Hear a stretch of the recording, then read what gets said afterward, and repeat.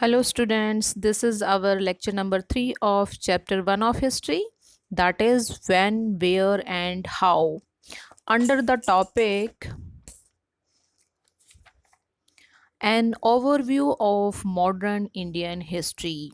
यानी कि हम इस टॉपिक के अंडर पढ़ेंगे हमारे आधुनिक भारतीय इतिहास का सिद्धांत, या यू कैन से सिंहावलोकन, और you can say a general review, which we can say overview also.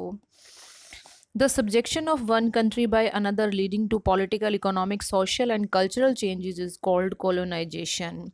Colonization क्या होता है या उपनिवेशीकरण क्या होता है?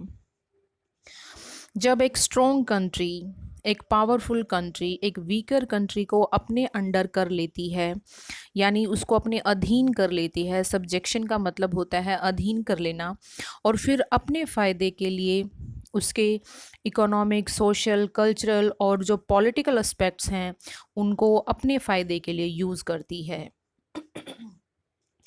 This is called colonisation. यानी कि एक पावरफुल कंट्री के द्वारा वहाँ के उस कंट्री के जो ओरिजिनल इनहेबिटेंट्स हैं उनको डोमिनेट करना। और ये पावरफुल कंट्री जो होती है ये वीकर कंट्री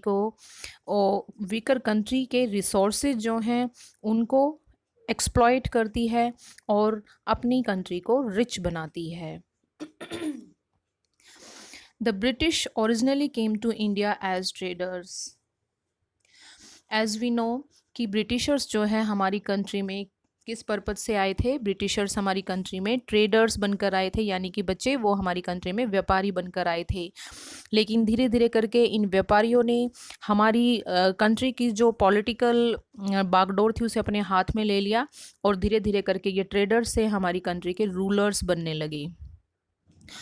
तो ये जो गवर्नमेंट का उन्होंने जो हमारी गवर्नमेंट से जो उन्होंने कंट्रोल ले लिया था, और एक तरीके से उन्होंने अपना कंट्रोल जो है हमारी कंट्री पर इस्टेब्लिश कर दिया था। तो इसकी वजह से अब उन्होंने जितने भी जो भी डिसीजन वो लेते थे, जो भी पॉलिसीज़ वो बनाते थे, क्योंकि हमारी कंट्री जो है उनके अधीन हो गई थी, हम उसकी कॉलोनी बन गए थे, तो यानी कि अब वो हमारे रूलर थे, वो हम पर शासन करने वाले थे। अब वो जितने भी निर्णय लेते थे, जो भी पॉलिसी बनाते थे, तो वो पॉलिसी सब उनके फेवर में होती थी। उन्होंने हमारी कंट्री के पीजेंट्स को, यानी कि फार्मर्स जो थे, उन्हें एक तरीके से उनको फोर्स किया कि वो हमारे पीजेंट्स जो हैं ऐसी क्रॉप्स को ग्रोन करें जो ब्रिटिशर्स को चाहिए, जो यूरोपियन कंट्रीज़ को चाहिए, जिनको वो सस्ते दामों पर हमारी कंट्री से ख़रीदते थे और यूरोपियन कंट्रीज़ में उन्हें महंगे दामों पर बेच देते थे।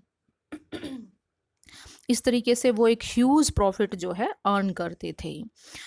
अब इस तरीके से अंग्रेज़ों के द्वारा जैसे उन्होंने हमारी कंट्री को अपने अंडर कर लिया और हमारे रिसोर्सेज को, हमारे लोगों को उन्होंने यूज़ करना शुरू किया फॉर द पर्पज़ ऑफ कि वो अपनी कंट्री को और ज़्यादा स्ट्रेंथन कर सकें।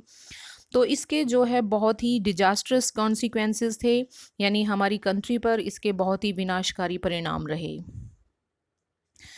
The British rule had its impact on the culture of our country too. तो यानी ब्रिटिशर्स ने न केवल हमको जो है पॉलिटिकली, इकोनॉमिकली, सोशली, इवन उन्होंने हमें हमें जो है कल्चरली भी एक्सप्लॉइट किया।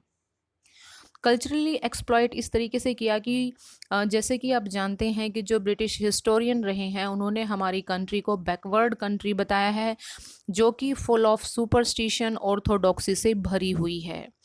तो उन्होंने जो है हमारे कल्चर को भी, ताकि हम अपनी संस्कृति के बारे में ज़्यादा न जान पाएँ, अपनी कंट्री के बारे में ज़्यादा न जान पाएँ, और हम इसके आगे इसको फर्दर डेवलप करने के लिए जो प्रोसेस है उसको ना अडॉप्ट करें, तो इन्होंने बेहतर क्या समझा कि इन्होंने जो है हमारी कल्चर को एक बैकवर्ड कल्चर बता करके और अपनी कल्चर के बारे में हमको जो है, अपनी कल्चर को इन्होंने बहुत ही सिविलाइज्ड कल्चर बताया, और इन्होंने अपनी कल्चर पर जो है ज़्यादा स्ट्रेस देना शुरू किया, क्योंकि हम जो भी काम करेंगे तो वो किसी ना किसी तरीके से वो इनकी कल्चर को, इनकी इकोनॉमी को बेनिफिट करने वाली थी। लेकिन जो कॉलोनाइजेशन का जो इफ़ेक्ट था वो हर किसी पर एक जैसा नहीं था। डिफरेंट डिफरेंट लोगों पर इसका इम्पैक्ट जो था वो डिफरेंट था। यस स्टूडेंट्स, जैसा कि आप फ़ोटोग्राफ में देख सकते हैं, ये फ़ोटोग्राफ जो है बहुत कुछ अपने आप कह रही है। इसमें आप देख सकते हैं ये फ़ोटोग्राफ जो है एक ब्रिटिश पीरियड की है, जिसके अंदर जो है बहुत सारे मतलब कि इन्फॉर्मेशन के बहुत अच्छे सोर्सेज़ हैं। प्लस आप देख सकते हैं कि इंडियंस जो हैं वो एज़ ए सर्वेंट उनको ट्रीट किया जाता है और यहाँ पर इंडियंस जो हैं ब्रिटिशर्स को अपनी सर्विसेज़ प्रोवाइड कर रहे हैं। नेक्स्ट हमारा टॉपिक है colonial period and the sources of information. यानी कि उपनिवेशीकरण के दौरान, यानी कि जब हम अंग्रेज़ों के अधीन थे, तो अब हमें कैसे पता चले कि कॉलोनियल पीरियड हमारा कैसा था। तो इसके लिए जो है हमारे पास जो इंफॉर्मेशन के सोर्सेज हैं वो अलग अलग टाइप के हैं। जैसे कि एडमिनिस्ट्रेटिव रिकॉर्ड्स हैं, सर्वेज हैं, फोटोग्राफ्स हैं, लेटर्स हैं, गवर्नमेंट ऑर्डर्स हैं, ऑफिशियल रिकॉर्ड्स हैं, जो कि हमारे पास जो है कॉलोनियल पीरियड को स्टडी करने के लिए एक आप कह सकते हो सोर्सेज ऑफ इंफॉर्मेशन है या एविडेंसेस हैं, जिनकी बेसिस पर हम अनुमान लगा सकते हैं कि उनके अंदर उन्होंने क्या कुछ हमारे लिए अच्छा किया और क्या कुछ उन्होंने हमारे लिए बुरा किया, किस तरीके से उन्होंने हमें जो है एक्सप्लॉइट किया। सबसे पहला टॉपिक है हमारा एडमिनिस्ट्रेटिव रिकॉर्ड। एडमिनिस्ट्रेटिव रिकॉर्ड वो रिकॉर्ड होते हैं जो अलग अलग डिपार्टमेंट के ऑफिसेज में रखे जाते हैं एज ए रिकॉर्ड के तौर पर हो सकते हैं या डॉक्यूमेंट्स के तौर पर हो सकते हैं। ब्रिटिशर्स में एक बहुत अच्छी बात थी, वो थी कि वो हर छोटी से छोटी चीज़ को भी जो है लिख करके लिखते थे। The British were very particular about writing down everything to the minutest detail on paper, यानी कि हर छोटी से छोटी डिटेल भी जो है ये पेपर पर लिखकर एज ए रिकॉर्ड रखते थे। उनकी हर पॉलिसी, उनका हर डिसीजन, उनका हर एडमिनिस्ट्रेटिव एक्शन जो है वो सब का सब रिकॉर्डेड है। ब्रिटिशर्स ने Britishers maintain strict control and made sure that all administrative actions were well documented. तो ब्रिटिशर्स जो है इस चीज़ के प्रति ये एक अच्छी क्वालिटी है कि हर चीज़ को रिकॉर्ड करके रखा जाए, लिख करके रखा जाए as a proof, as a evidence, as a source of information, जो है बाद में फ्यूचर में ये आपको हेल्प कर सकता है। तो ब्रिटिशर्स जो है इसके प्रति बहुत ही मतलब पाबंद थे, वो बहुत मतलब उनका स्ट्रिक्ट कंट्रोल था और जितने भी डॉक्यूमेंट्स थे, ऑफिशियल रिकॉर्ड्स थे और जितने भी एडमिनिस्ट्रेटिव एक्शन जो लिए जाते थे उन सबको डॉक्यूमेंटेड करके रखा जाता था। और एक तरीके से हम कह सकते हैं कि जो नोट्स और मीमोज, यानी कि हर चीज़ की रसीद जो बनाना या स्लिप बना करके रखना, तो ये जो है एक कल्चर जो है इस टाइप की रिकॉर्ड्स की और नोट्स की और मीमोज की जो है वो यहाँ से शुरू होती है। इसके अलावा ब्रिटिशर्स जो रिकॉर्ड्स बनाते थे उन्हें संभाल कर भी रखते थे, मतलब उनको प्रिजर्व करके भी रखते थे।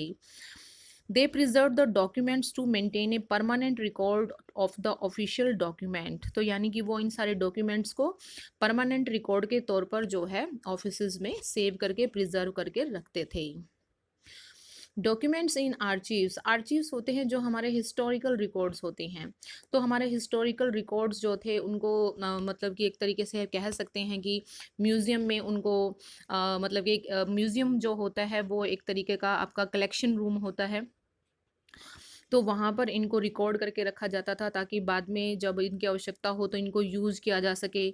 और ये जो हमारे ऑफिशियल डॉक्यूमेंट्स होते थे और जो हमारे ऑफिशियल रिकॉर्ड्स होते थे, बेसिकली ये इनको जो है कोई डिसीजन अगर हमें लेना है, कोई एक्शन अगर हमें लेना है, तो एज ए प्रूफ ये जो है उसमें उस रिलेटेड मैटर से काम करते थे।